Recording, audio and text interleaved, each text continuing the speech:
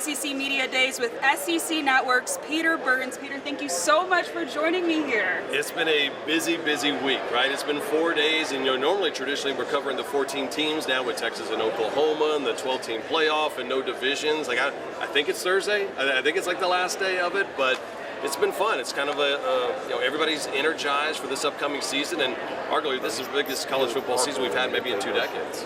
Exactly, and you've been covering the SEC for many years, and it seems like even just last year, the SEC and college football as a whole is on a completely different planet now. And so what are your thoughts on all of these changes, from the playoff expansion to the expansion of the SEC? Yeah, it's a fantastic question because it adds a new lifeblood. When we've had the 14 teams, we knew there was an East, there was a West, there was going to be 4 teams in this playoff, and it feels like a lot more energy, right? Not only because people are going to get a chance to go to Austin for that game. Of course, I know Arkansas fans, they have that relationship with Texas. Remember the last time Texas and Arkansas played, I think Arkansas still running over 400 yards of offense for them on the ground. And Oklahoma coming in, a storied franchise and program. But I think the idea of having a 12-team playoff means that, hey, even if you lose a game or possibly 2, your season's not done. And that used to be the case. So there's a lot more hope, there's a lot more goals to play for. I think that's one of the reasons why collectively there's a lot more smiles around college football than there ever been. And there's been all kinds of conference realignments. Texas and Oklahoma, like you said, just joined the conference this year. How does that make this league even tougher?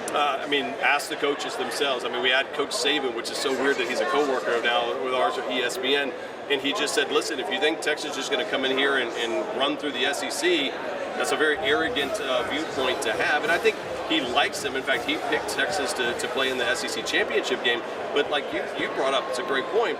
It is just week after week after week, and it's a grind. Sam Pittman knows that. And he says, listen, look at our team last year. We won 4 games. There's a couple of one-score games, and if we build 1 or 2 players better or 1 or 2 plays better, then all of a sudden you have a winning season. So it's just a grind each and every week, and it feels closer and closer to the NFL in many different ways every year. And then sticking with Sam Pittman, he's a bit on the hot seat now. Fans are kind of wishy-washy about him. They love him as a person, but this past season just wasn't it for the Razorbacks. So what are your expectations for the Hawks this year? Listen, I had Coach Pittman on my show this morning, and I asked him, I said, what's the pressure like? And he jumped into it. He goes, listen, I understand what's at stake here right now, and he goes, I'm going to give every single thing for Arkansas. And I truly believe that too. There's some programs that when coaches are on, quote unquote, their way out, you just see this kind of apathy set in, and they're just kind of, all right, I'm kind of over this.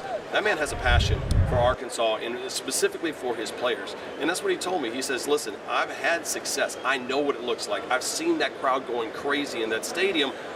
Nobody wants to give that more to the fans than him.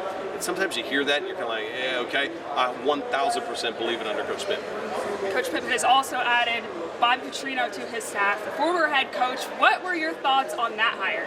Wild.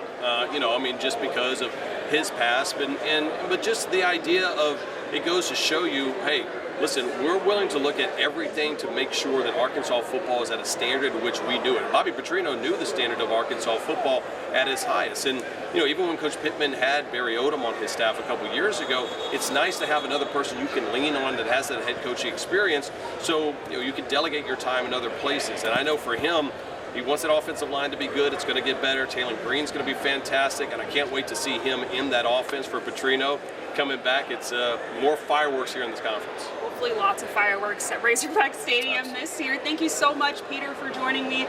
Alongside Peter Burns from the SEC Network, I'm Cierra Clark, THV 11 Sports.